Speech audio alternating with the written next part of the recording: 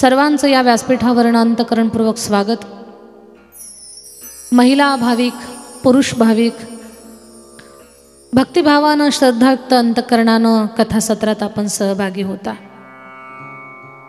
उच्च विद्या विभूषित असूनही किंवा एक साधारण अशिक्षित गृहिणी, मग ती शिकलेली असू दे किंवा शिकलेली नसू दे, भगवान शंकराच्या भक्तीमध्ये दोघी तत्पर आहेत। मग माझी तरुण ताई असेल किंवा वयोवृद्ध आई असेल, सगळ्यांच्या अंतःकरणामध्ये भगवान भोलेनाथाबद्दलचा जो प्रचंड भक्तिभाव आहे, मग ती शिवपूजा, ती शिव उपासना आम्ही कशी करावी? खरं तर आपल्या संसारातलं एखादं गाऱ्हाणं आपण एखाद्या आपल्या जवळच्या माणसाला 1, 2, 4, 5, 10 वेळा सांगू। कितीही माणूस जवळचा असेल तर एकच गोष्ट 10 वेळा आपली ऐकू शकत नाही, पण आपण 10 वेळा नाही, 100 वेळा काय 1000 वेळा त्याच्याजवळ गाऱ्हाणं करा, पण त्याला कंटाळा येणार नाही। एवढ्या आपल्या जवळचा, आपल्या हृदयामध्ये विराजमान असणारा आणि आपल्याशी सुसंवाद करणारा, कुठेतरी अश्रूंना मोकळी वाट करून हृदयातला एक भाव त्याच्याजवळ आपण फार विश्वासानं मांडावा, असा एकमेव देव म्हणजे महादेव। त्या महादेवाशी आपलं अंतःकरण सुसंवाद करत असतं। आणि माझे भगवान भोलेनाथ म्हणजे पहा ना, जगाची रीत आहे, काही लोक फक्त ऐकून घेतात, काही एवढे कठीण असतात ऐकून कुठंतरी सांगतात, पण महादेव असा देव आहे, ऐकूनही घेतो आणि त्या संकटातून बाहेर सुद्धा काढतो, मार्ग सुद्धा दाखवतो, असा माझा भोलानाथ आहे। तर भगवान श्री शंकराची भक्ती जपणाऱ्या, जोपासणाऱ्या सर्व माझ्या मातावर्ग, छोटे छोटे प्रश्न मनात असतात, पण किती त्यांच्या जीवाची घालमेल, हे कधी विचारायचं, कसं विचारायचं, मग मार्ग मिळेल का?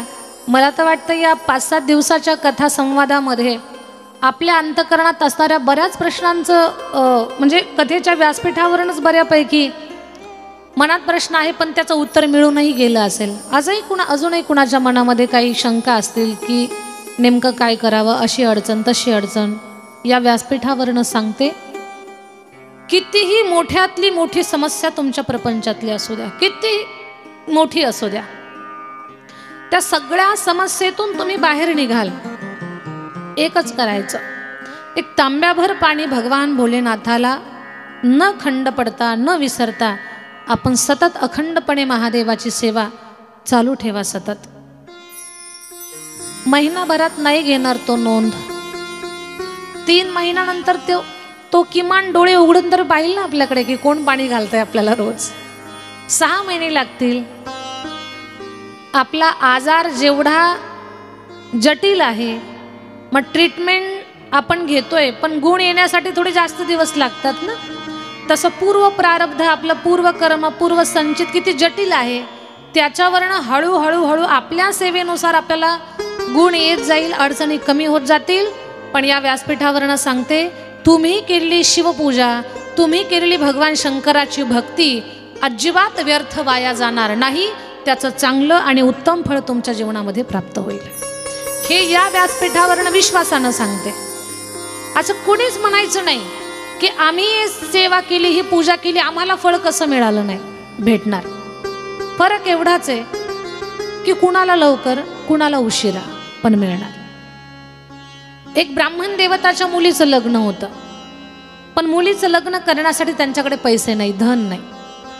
त्यांनी विचार केला की आपण प्रार्थना करू माँ लक्ष्मीची। 1 वर्षभर लक्ष्मी मातेची उपासना केली। माता लक्ष्मी 1 वर्षानंतर त्या ब्राह्मण देवताची भक्ती पाहून प्रसन्न झाल्या आणि बोलल्या, वत्सा, कशासाठी माझा धावा केला, कशासाठी माझी प्रार्थना केली? म्हणे, आई, माझ्या मुलीचं लग्न आहे, त्याच्यासाठी मला धनाची गरज आहे, त्याच्याकरता मी तुझा धावा केला। माता लक्ष्मी बोलल्या, तुझ्या मुलीच्या लग्नासाठी जर तुला धनाची गरज असेल, तो तुझा प्रश्न असेल तर ऐक, तू तपस्येला बसल्यानंतर गावातल्या लोकांनी एकत्र येऊन तुझ्या मुलीचं लग्न पण लावून दिलं। आई, मग माझ्या मुलीचं लग्न झालंय म्हटल्यानंतर आता मला धनाची गरज नाही, मला तेवढ्याच कामासाठी, कारणासाठी मला धन हवं होतं।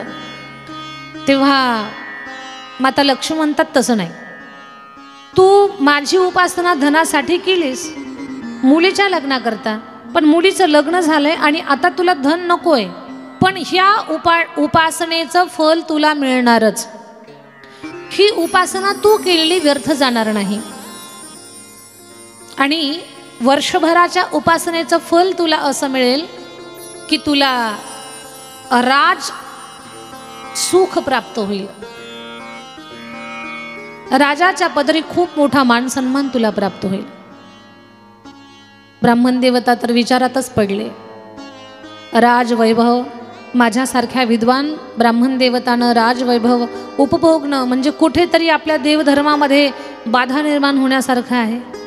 राज ऐश्वर्य उपभोगू लागलो तर पूजापाठात मन लागणार नाही, कुठली गोष्ट वेळेवर होणार नाही आणि आपला असलेला नित्यक्रम, आपला जो धर्म आहे, आपले जी जगण्याची आचारसंहिता आहे, त्यात सगळा व्यत्यय येऊन जाईल. लक्ष्मी मातेला म्हणतात, ताई मला अजिबात धन नकोय. माता म्हणतात, तू केलेल्या कर्माचं सत्कर्माचं फल तुला मिळणारच आहे. इच्छा नसताना सुद्धा ब्राह्मण देवताला आता 1 वर्षासाठी राजाश्रय राजवैभव प्राप्त होणार. ब्राह्मण देवता विचार करायला लागले, राजवैभव उपभोगता भोगता आपण आपलं नित्यकर्म जर विसरून गेलो तर पुन्हा आपल्याला दुःख भोगावं लागेल. काय करावं? आता जर मृत्यू प्राप्त करून घ्यावा, मरावं तर स्वतःच्या आत्महत्येचं पातक लागेल, दोष लागेल. मग आपण एक काम करू, राजाचा काहीतरी गुन्हा करू आणि राजाचा गुन्हा केला की राजा आपल्याला बंदीखान्यात टाकल, किंवा खूपच मोठा गुन्हा केला तर राजा मृत्यूदंड देईल, म्हणजे आपल्या स्वतःला मरणाचं पातक लागणार नाही आणि राज ऐश्वर्य उपभोगण्याची वेळच येणार नाही. राज दरबारामध्ये ब्राह्मण देवता गेली आणि ब्राह्मण देवतेनं काहीच विचार न करता पायातला जोडा काढला, भिर राजाच्या मुकुटावरती फेकून मारला. एखादा सामान्य माणूस राजाच्या मस्तकावरती जोडा फेकून मारतो, ही गोष्ट खूप मोठा अपराध झाला. सगळे मंत्री वगैरे बसलेले आहेत, सेनापती बसलेले आहेत, सगळे प्रचंड चिडले आणि हातात शस्त्र घेऊन ब्राह्मण देवताला मारणार. पण राजानं सांगितलं, थांबा, त्यांना मारू नका. का? याला काही सेन्स नाहीये की आपण येतोय कुणाला जोडा मारतो याचं भान नाहीये याला. आम्ही मारणार नाही. नाही, मारू नका. ब्राह्मण देवताने माझा अवमान नाही केला, माझा प्राण वाचवला. म्हणे कसं काय? म्हणे माझ्या मुकुटाला त्यांनी जोडा फेकून मारला, तो छत्राला लागला, ते छत्र मोडून पडलं खाली आणि त्या छत्रामधून एक साप सळसळत गेलाय. सगळ्यांनी पाहिलं तो साप होता. सगळे म्हटले, बाप रे बाप, राजाचा प्राण वाचवला. सगळे पाय धरायला लागले, पाया पडायला लागले, हात जोडायला लागले आणि राजाला तर एवढं हे झालं की हे आपले आता यांनी आपल्याला जीवनदान दिलंय, आपल्या बरोबरीनं सिंहासनावरती बसवलं. ब्राह्मण देवता म्हटले, जे नको तेच झालं. असं वाटलं होतं राजा बंदीखान्यात टाकल, नाही तरी प्राणदंड तरी देईल, पण आता तर आपल्याला राजसिंहासनावरती बसवलंय. 1 वर्षभर ब्राह्मण देवतानं पूर्ण ऐश्वर्य उपभोगलं. मग राजासारखं जगणं, मग शस्त्र बाळगणं, मग त्याच्यामध्ये पूजापाठ, या सगळ्या गोष्टी विस्कळीत झाल्या. 1 वर्षभर लक्ष्मीची जी उपासना केली तर त्या उपासनेचं फल 1 वर्ष त्यांना राज ऐश्वर्य उपभोगण्याचं सौभाग्य प्राप्त झालं. पण जेव्हा त्यांच्या त्या पुण्यकर्माचा काल संपला तेव्हा एक दिवस प्रसंग असा घडला की राजा आणि ब्राह्मण देवता शिकार खेळण्यासाठी जंगलामध्ये गेले. घनदाट जंगल, त्याच्यामध्ये गर्द सावलीचं एक झाड, त्या झाडाखाली राजा आरामासाठी झोपला आणि ब्राह्मण देवताही झोपले होते. काहीतरी सळसळण्याचा आवाज आला. ब्राह्मण देवतांनी डोळे उघडून पाहिलं तर एक साप त्यांच्याकडे येतोय. हातातलं शस्त्र सर्रकन काढलं, तलवारीचा आवाज आला. राजा दचकून उठून बसला आणि पाहिलं तर ब्राह्मण देवतानं शस्त्र उगारलेलं. राजाला वाटलं, हा ब्राह्मण देवता आपण झोपलो असताना शस्त्र आपल्यावरती चालवणार की काय?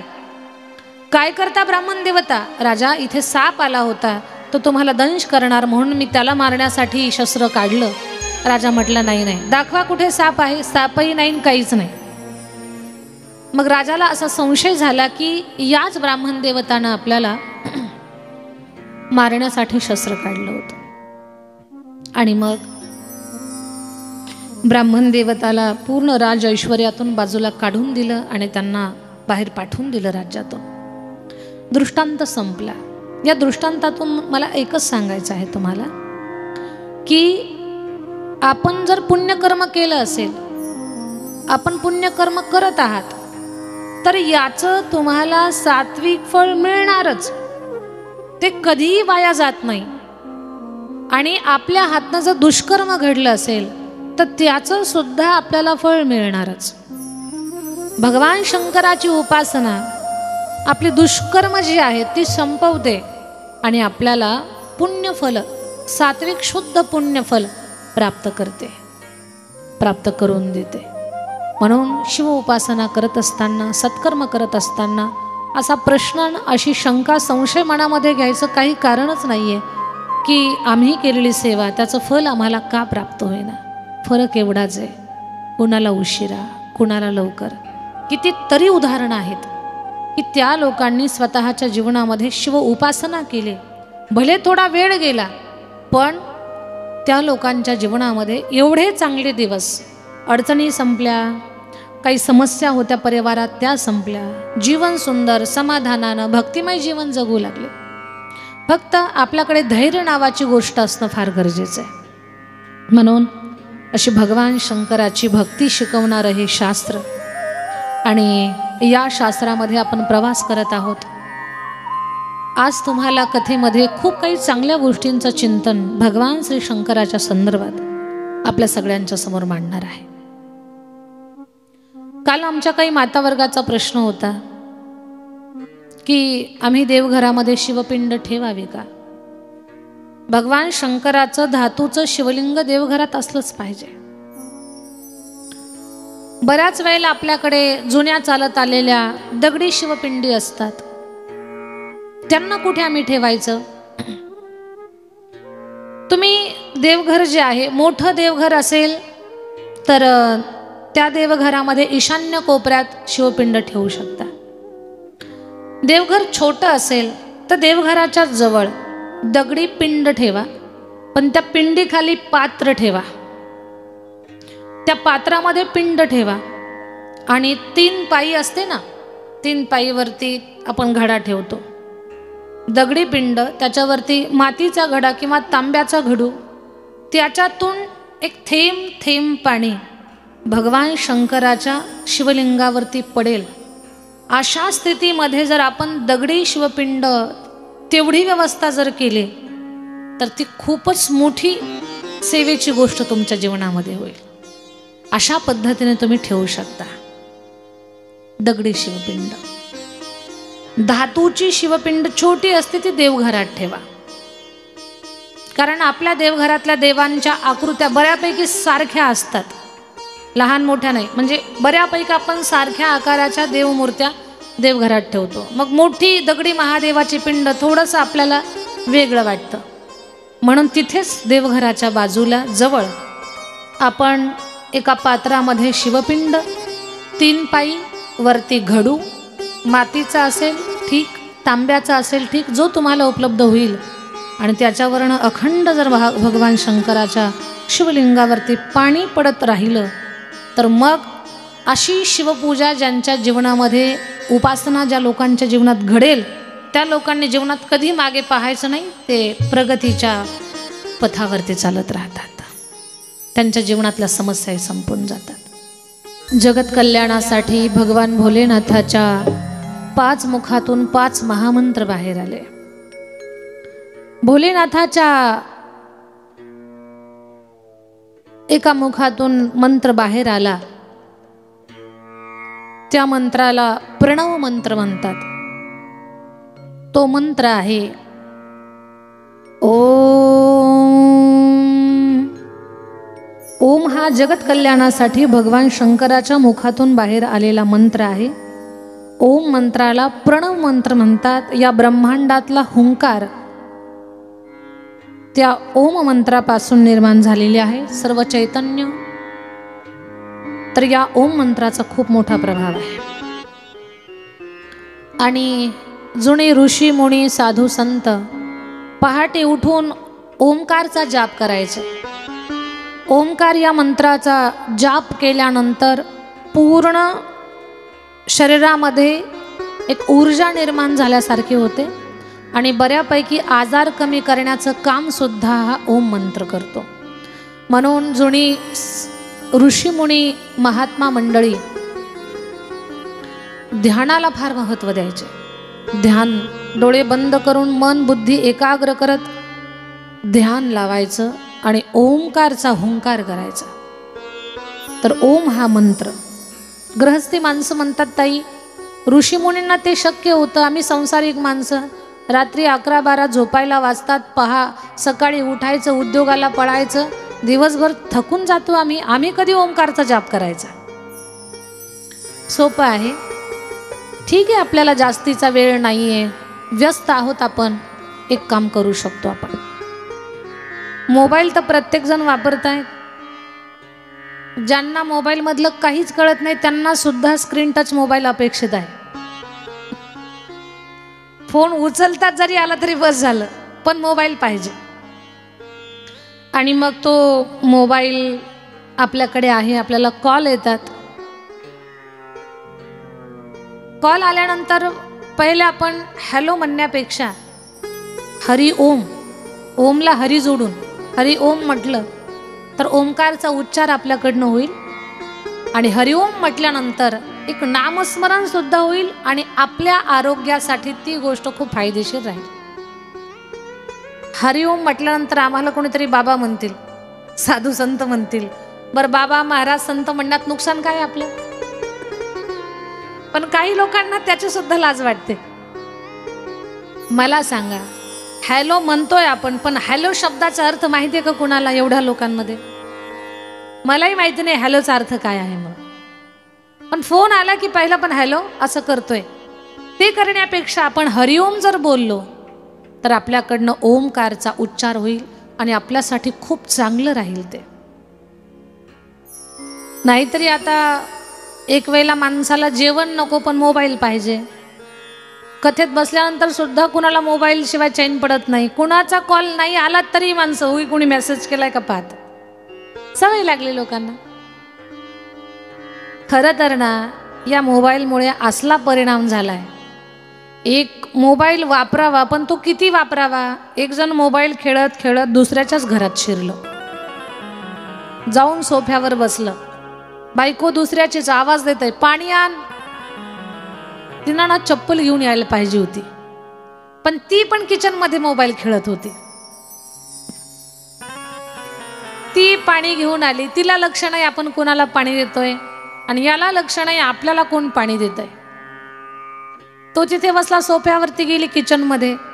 घराचा ओरिजिनल मालक आला. आता प्रकरण किती महागात जाईल विचार करा. घराचा ओरिजिनल मालक आला, तोही मोबाईल खेळतच आला. त्याला सोफ्यावर दुसरं दिसलं, त्याला वाटलं आपलंच घर चुकलं, रिटर्न गेलं दुसऱ्याच्या घरी.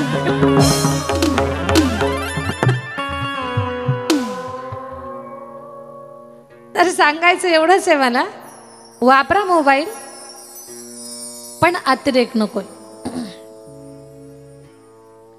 मग हा मोबाईल वापरत असताना हॅलो म्हणण्यापेक्षा काही आपण गोष्टी स्वतःला लावून घेऊ शकतो की हरिओम म्हणा, रामकृष्ण हरी म्हणा, जय हरी म्हणा, ओम नमः शिवाय म्हणा, जेणेकरून आपला फायदा सुद्धा झाला पाहिजे. त्याच्यामध्ये निरर्थक शब्दांचा उच्चार करण्यापेक्षा अर्थपूर्ण शब्दांचा उच्चार करून आपली साधना त्या माध्यमातून घडावी. आपले संत तर एवढं सांगतात ना की लेकरा बाळांची नावं सुद्धा देवा धर्माची ठेवा, की त्यांना आवाज देताना कोहीन आपल्याकडनं नामजाप होईल.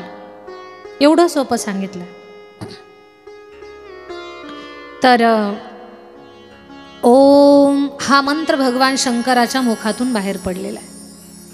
दुसरा मंत्र महादेवाच्या मुखातून बाहेर पडला, दुसऱ्या मुखातून. तो आहे ओम नमः शिवाय. या मंत्राला, हा जो ओम नमः शिवाय जो मंत्र आहे, तर या मंत्राला बीजमंत्र म्हणतात.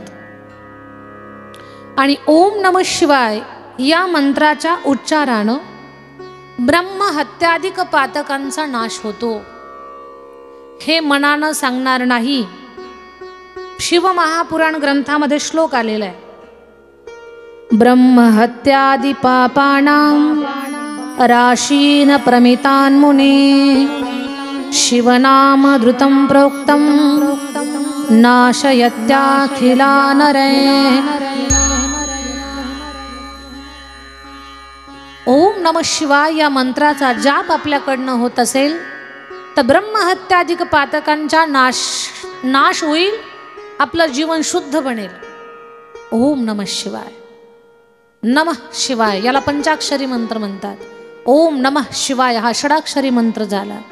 स्त्रियांनी शिवाय नमः म्हणावं, या मंत्राचं महिमान। तिसरा मंत्र आहे त्याला गायत्री मंत्र म्हणतात। ओम भूर्भुवस्वः तत्सवितुर्वरेण्यं भर्गो देवस्य धीमहि धियो यो नः प्रचोदयात्। गायत्री मंत्र पूर्वी घरामध्ये लहान लेकरांना गायत्री मंत्राचं पठण पाठन करायला सांगायचे। सूर्याला पाणी घालताना, सूर्याला अर्घ्य देत असताना गायत्री मंत्राचा उच्चार आवर्जून करायचे। पण सूर्याला पाणी घालत असताना छातीच्या समोर असे हात असावेत, हातात पाण्याचा घडू असावा आणि नजर सरळ असावी। सूर्य भगवंताकडे पाहत आपण सूर्य भगवंताचं नाम उच्चार करत किंवा हा गायत्री मंत्र म्हणत सूर्य भगवंताला आपण पाणी अर्पण करावं। श्रद्धे पंडितजीच्या मुखातून एक गोष्ट मी ऐकलेली आहे, पंडित प्रदीप मिश्राजी महाराजांच्याकडनं।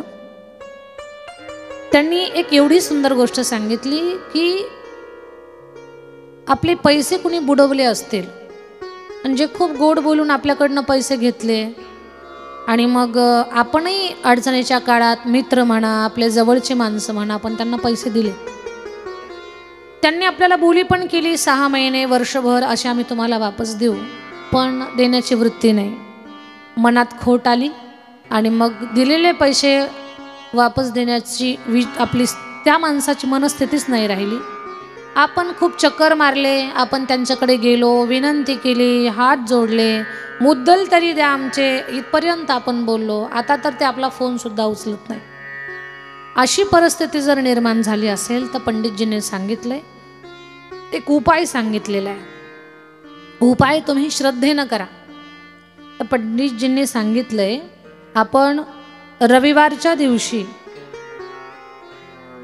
भगवान सूर्यनारायणाला, म्हणजे उगवता सूर्य जो आहे, उगवत्या सूर्याचं थोडंसं लाल भानुबिंब असतं, पूर्ण प्रकाश नसतो आणि चटकणारं ऊन पण नसतं। कोवळा सूर्य म्हणतो आपण त्याला, कोवळा प्रकाश, कोवळं ऊन। तर उगवत्या सूर्याला आपण तांब्या भरून पाणी, त्या घडूमध्ये लाल फूल, गुळाचा खडा, एक तांदूळ, लाल मिरचीचे 11 बियाणं आणि तांब्यामध्ये टाकून छातीच्या समोर नजर सरळ ठेवून सूर्य भगवंताकडे पाहत ज्या व्यक्तीनं पैसे बुडवलेत त्यांचं चित्र डोळ्यासमोर आणून त्यांचं नाम घ्यावं आणि भगवंताला प्रार्थना करावी, हे सूर्य भगवान अशी अशी समस्या आहे, आम्ही एक चांगल्या भावनेनं मदत केली पण आज आमचे पैसे देण्याची त्या माणसाची वृत्ती नाही आहे, तुम्ही काहीतरी मार्ग दाखवा, त्या माणसाला सद्बुद्धी घाला आणि आमचा हा प्रश्न सोडवा। भगवान श्री शंकराचं स्मरण करत, सूर्यनारायणाला प्रार्थना करत जर आपण एक वर्षभर प्रत्येक येणारा रविवार न चुकता उगवत्या सूर्याला जर आपण अर्घ्य अशा पद्धतीनं दिलं तर काही दिवसामध्येच जो माणूस आपला फोन सुद्धा उचलत नाही, आपल्या गल्लीतून सुद्धा जात नाही, काही ना काही मार्ग तुमच्या त्या याच्यामध्ये निघेल। हे खूप श्रद्धेनं विश्वासपूर्वक करावं। तांब्यामध्ये पाणी भरल्यानंतर त्याच्यात लाल फूल, गुळ, तांदूळ आणि लाल मिरचीची 11 बियाणं असं श्रद्धेय पंडितजीने सांगितलेलं आहे।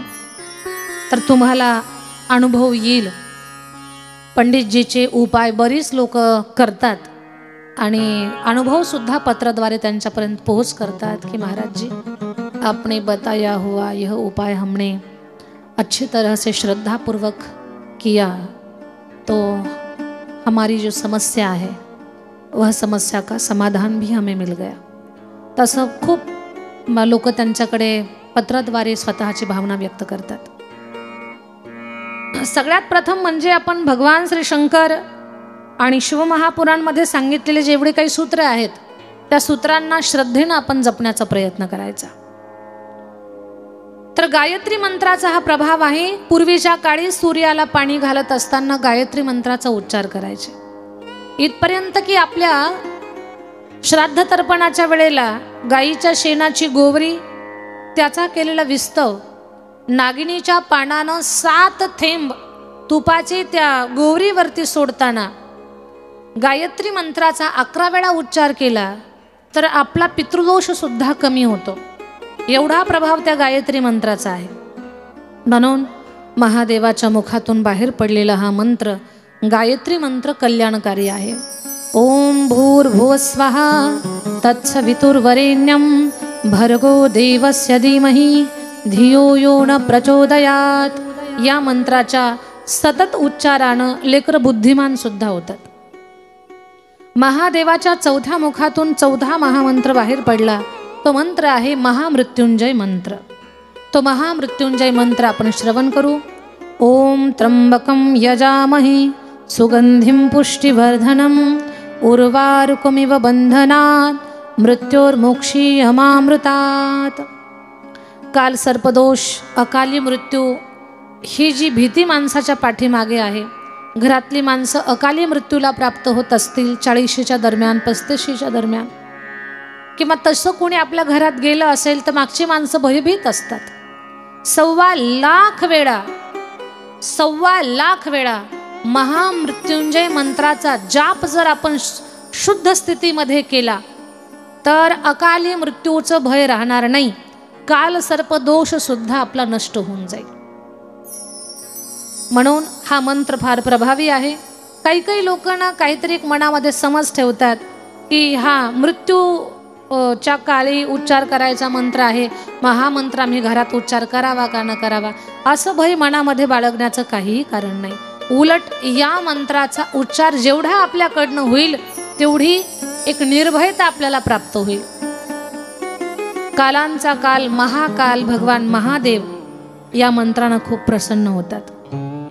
आता आपण पहिला मंत्र पाहिला, प्रणव मंत्र, त्याला म्हणतो आपण ओम। दुसरा मंत्र आहे बीज मंत्र, ओम नमः शिवाय।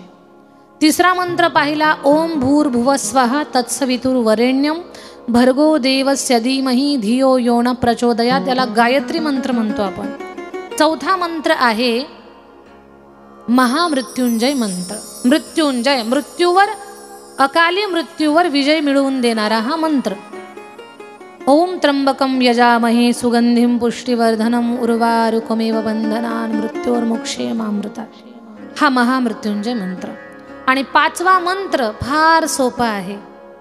त्या 5व्या मंत्राचं नाव आहे चिंतामणी मंत्र। चिंतामणी मंत्र, चिंतामणी मंत्र सोपा आहे, तो काही अवघड नाही, त्याचे काही उच्चार दीर्घ रस्व चुकण्याचं काही कारण नाही, एखादं अक्षर चुकण्याची सुद्धा भीती नाही।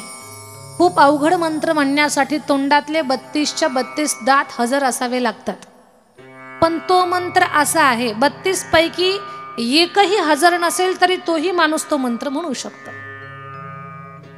सगळ्यात सोपा मंत्र, मनोकामना पूर्ण करणारा मंत्र, चिंता हरण करणारा मंत्र, चिंतामणी मंत्र, की भगवान शंकर सुद्धा त्या मंत्राचा अखंड जाप करतात। तो मंत्र आहे श्रीराम, फक्त राम।